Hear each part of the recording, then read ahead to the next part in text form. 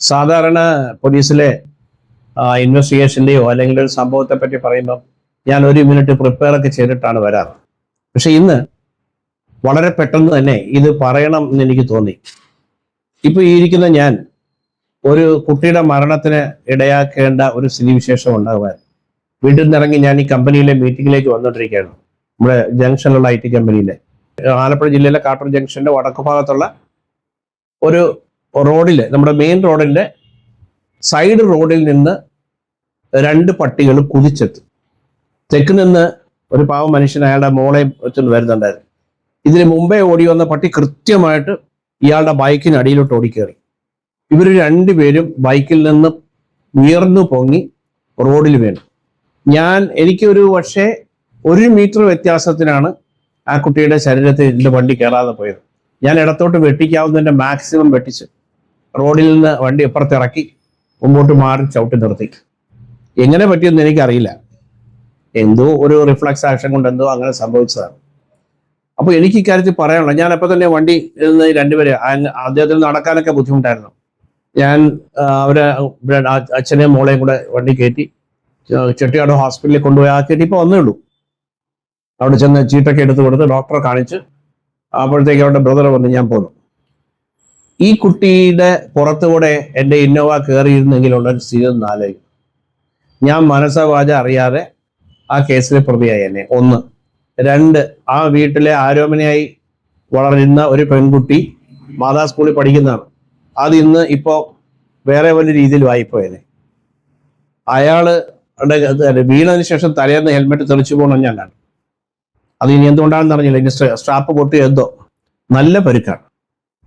എനിക്ക് ഈ പഞ്ചായത്തിനോടും മറ്റും പറയാനുള്ളത്, ഈ കഴിഞ്ഞ 2025 സുപ്രീം കോടതി തന്നെ വിശദമായ വിധികൾ പുറപ്പെടുവിച്ചിട്ടുണ്ട്. അതിനകത്ത് ഇപ്പോ ഭക്ഷണം കൊടുക്കുന്നവരെ വരെ ശിക്ഷിക്കും എന്ന് കോടതി പറഞ്ഞു കഴിഞ്ഞു. കേരളത്തില് ഇപ്പോൾ ഏതാണ്ട് 9 ലക്ഷത്തിലധികം തെരുവ് നായ്ക്കളുണ്ട്. ഒന്നിനെയും നിയന്ത്രിക്കാനുള്ള നടപടികൾ മുമ്പോട്ട് പോകുന്നില്ല. നമുക്ക് സമാധാനമായി നാട്ടിൽ ജീവിക്കാനുള്ള ഒരു അവസരമാണ് എല്ലാ പഞ്ചായത്തുകളും സർക്കാരുകളും ഉണ്ടാക്കേണ്ടത്. ഇങ്ങനത്തെ ഒരു സാഹചര്യം വന്നു കഴിഞ്ഞാൽ എങ്ങനെയാണ്? 9 ലക്ഷത്തിലധികം സ്റ്റേ ഡോഗ്സ്, 3,96,000-ലധികം പേർക്ക് ഒരു വർഷം കേരളത്തിൽ കടിയേൽക്കുന്നുണ്ട്.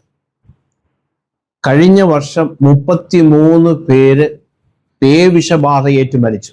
പേവിഷബാധയേറ്റ് മരിക്കുന്നവരെ ഒന്ന് പോയി നിന്നൊന്ന് നോക്കണം. അതൊന്ന് കാണേണ്ട ഇതാണ്. ജീവിതത്തിൽ നമ്മൾ അത് കണ്ടാൽ മാത്രം മതി, ചെയ്ത മുഴുവൻ പാപങ്ങളും അതോടുകൂടി തീരും. അവരനുഭവിക്കുന്ന വിഷമവും സങ്കടവും വെപ്രാളവും, അത് കണ്ടു നിൽക്കുന്ന ബന്ധുക്കളുടെ ബുദ്ധിമുട്ടും ഒക്കെ. ഇവിടെ ഞങ്ങളുടെ പള്ളിയുടെ അടുത്ത് ഒന്ന് കോവിഡ് കാലത്ത് ഒരു ഹോസ്പിറ്റലിനകത്ത് ഒരു നായ പ്രസവിച്ച് കിടന്നു. അതിന് 4-5 കുട്ടികളുണ്ടായിരുന്നു. 3 ദിവസമായിട്ട് അതിന് വെള്ളം കിട്ടാതെ. അപ്പം ഞാൻ രാത്രി അവിടെ പ്രാർത്ഥിക്കാൻ പോകുന്ന സമയത്ത് കരച്ചിൽ കേട്ടു. ഞാൻ ഡോക്ടറിന്റെ ഫോൺ നമ്പർ തപ്പിയെടുത്ത്. പുള്ളി പറഞ്ഞു ഇപ്പോഴാണ് വരത്തില്ല, കോവിഡാണ്. ഞാൻ വഴക്കുണ്ടാക്കി അവരെ കൊണ്ടുവന്ന് തുറപ്പിച്ച് അതുങ്ങളെ പുറത്തെടുത്തു. വീട്ടിൽ പോയി ഭക്ഷണം ഉണ്ടാക്കി കൊണ്ടുവന്ന് ആ കുട്ടിക്ക് പാലും കൊടുത്ത് പട്ടിക്ക് ഭക്ഷണം കൊടുത്ത്. അതൊക്കെ സുപ്രീം കോടതി ഉത്തരവ് വരുന്നതിന് മുമ്പാണ്. എന്നെ പിടിച്ച് ശിക്ഷിക്കരുത്. അത് പറ്റാത്തതുകൊണ്ടാണ്, സഹിക്കാൻ പറ്റാതെ കൊണ്ട് ചെയ്തതാണ്. പക്ഷെ അതിനകത്ത് കുറച്ച് 1-2 മാസം കൊണ്ട് അതുങ്ങളൊക്കെ വളർന്നു. പലർക്കും ഞങ്ങൾ എടുത്തു കൊടുത്തു. എനിക്ക് ചേർത്തലേന്ന് 2 പിള്ളേർ 2 പട്ടിയെ കൊണ്ടുപോയി.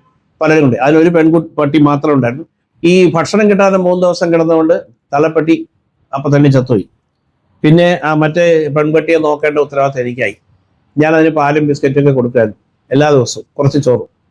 ഒരു ദിവസം എൻ്റെ വണ്ടി കണ്ടത്, വണ്ടി റോഡിൽ കൂടെ വരുന്നത് കണ്ട്, എൻ്റെ വണ്ടി കണ്ടാൽ അറിയാം, അത് കുരിച്ചു പാഞ്ഞ് റോഡിൽ കൂടെ വന്നു. അതിൻ്റെ പുറത്തുള്ളൊരു ലോറി കയറിപ്പോയി.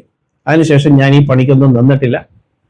അത് ചത്തതിന് ശേഷം എനിക്ക് ഭയങ്കര ബുദ്ധിമുട്ടായിരുന്നു. 2-3 ദിവസം നമ്മൾ ചോറ് കൊടുത്ത് വളർത്തണമല്ലോ. നമ്മുടെ കൺമുമ്പിൽ വെച്ച് തന്നെ അരഞ്ഞു പോകുന്നത് കാണുന്നൊരു ബുദ്ധിമുട്ടുണ്ടല്ലോ.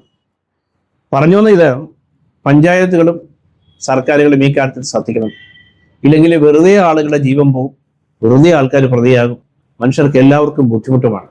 അതിനേക്കാൾ ഉപരിയും ഈ 3,96,000 പേർക്കൊക്കെ കടിയേൽക്കുക എന്ന് പറഞ്ഞാൽ നമ്മളിത് എങ്ങോട്ടാണ് പോകുന്നത്? ഇതൊക്കെ ഉത്തരവാദിത്തമുള്ള എല്ലാ ഗവൺമെന്റുകളുടെയും എല്ലാ പഞ്ചായത്തുകളുടെയും. ഞാൻ ഈ ഭരണകക്ഷിയെന്നോ പ്രതിപക്ഷമെന്നോ ഒന്നുമല്ല ഉദ്ദേശിച്ചത്. പഞ്ചായത്തുകൾ ഭരിക്കുന്നവർ ഇതിന് വേണ്ടുന്ന നടപടി എടുക്കണം. ഇതല്ലെങ്കിൽ ഈ കഴിഞ്ഞ കുറച്ച് കാലമായിട്ട് ജനങ്ങൾക്ക് ഇതിനകത്ത് അവയർനെസ് കൂടിക്കൂടി വരുന്നുണ്ട്. പക്ഷെ ഇതിന്റെ ഒന്നും സംഖ്യ നിയന്ത്രിക്കാൻ പറ്റുന്നില്ല. ഇപ്പൊ എനിക്ക് എൻ്റെ പഞ്ചായത്തിനോട്, മാരാരിക്കുളം തെക്ക് പഞ്ചായത്തിനോട് എനിക്ക് പറയാനുള്ളത്, ദയവായിട്ട്, ഞാൻ ഇന്ന് സാധാരണ എന്തെങ്കിലും വന്നാൽ ഞാൻ കുലുങ്ങുന്ന ആളല്ല, പക്ഷെ ഇന്ന് ഞാൻ സ്റ്റിയറിംഗെ പിടിച്ച് വിറച്ചു പോയി. ദയവായി ഈ കാര്യത്തിൽ ശ്രദ്ധിക്കണം. അത്രേ പറയാനുള്ളൂ.